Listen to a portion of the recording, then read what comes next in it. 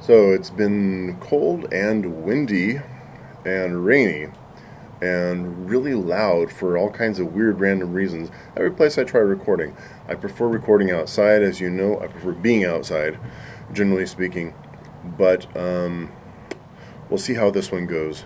Hopefully we won't have that horrible rumble in the background that the other locations have had because of the wind.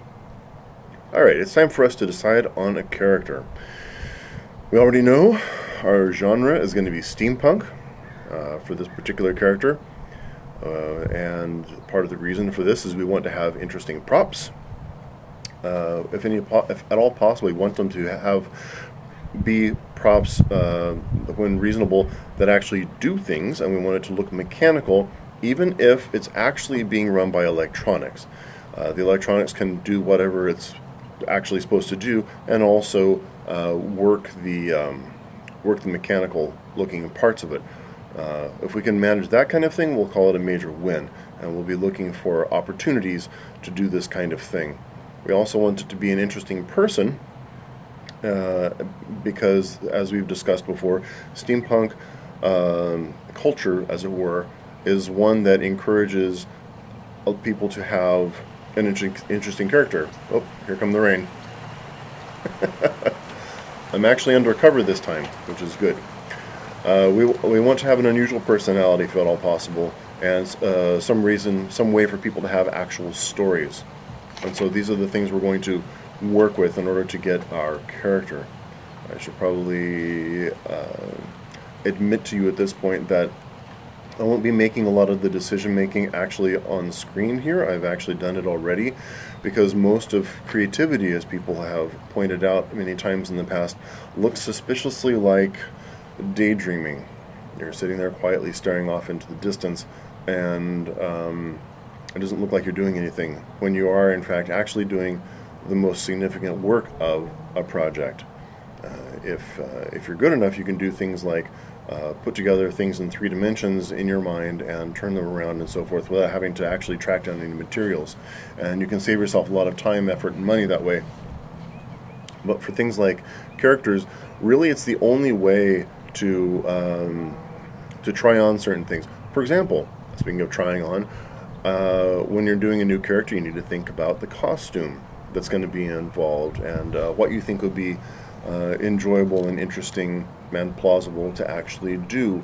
I need to think about the required mental state to be able to do the character. It's not just a costume that I'm going to put on and then be myself the whole time. We're talking about cosplay here. We want to actually act as much as possible like someone else. And if the mental state is one that you find tiring or irritating or whatever, you're going to fall out of character pretty often, and that's not going to do you much good as far as the character goes. Is it enjoyable for me? Is it enjoyable for others? I don't want to irritate other people any more than I want to irritate myself with this sort of thing. There's the things to do, little gigs and bits to play with other characters. There's props. There's stuff like that we need to think about for a character to decide whether an idea or set of ideas is actually going to work for us. And also, I need to consider just, can I reasonably, plausibly do it? I'm not going to, for example, attempt a hobbit, because I am 6'4", and that is not a hobbit size. I am likewise not going to try to do Michelangelo's David, for reasons probably passing obvious. I'm not going to try to do a Disney princess, also for reasons. On the other hand, what if I can look at something where I am uniquely able to do it? What if there's something that you say, hey, that's just right for that person?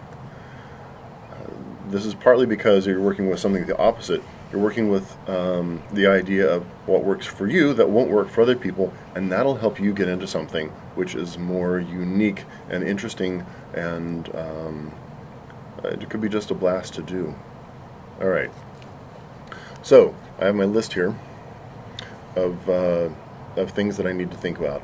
I have the personality, I have the approach to life, I have their social station, which is something we haven't really talked about before. A lot of the times when you're doing something in costume, it's fun to do something which is not your actual social station. It can be above or below, either way, but it's a I don't know, that little bit of distance between you and the character makes it more interesting to come up with things and more fun to play, and makes it a little less you, which covers up the bits and pieces of it which are you. So, and it covers it up easily. This is something we'll need to talk about another time, but getting a realistic personality and why having parts of yourself in it is actually a good and useful thing sometimes. All right. Also, I have the occupation or skills, as the case may be. So, here is what I have got. The personality is going to be a high villain. A high villain, as differentiated from a low villain. A low villain is basically a thug. A high villain works by their wits, and very often at a not necessarily, but at a higher social status. Your evil geniuses, your Bond villains, your Lord High Wizards, these kinds of things. Then I decided the approach to life, remembering the stories thing that I want to keep prominent, is an adventurer. This is a high villain who's an adventurer, essentially personality. The social station, as I said, is going to be a high one. I'm going to make him a minor noble.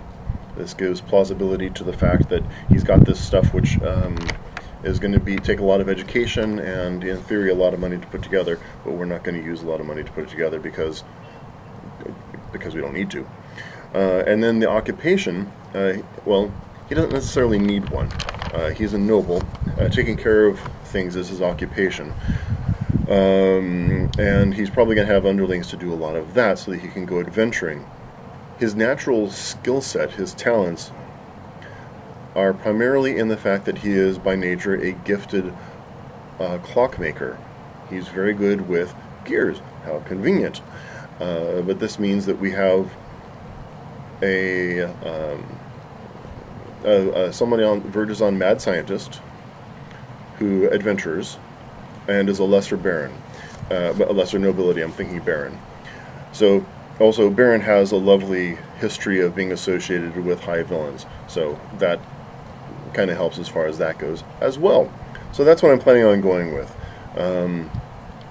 I still need a name.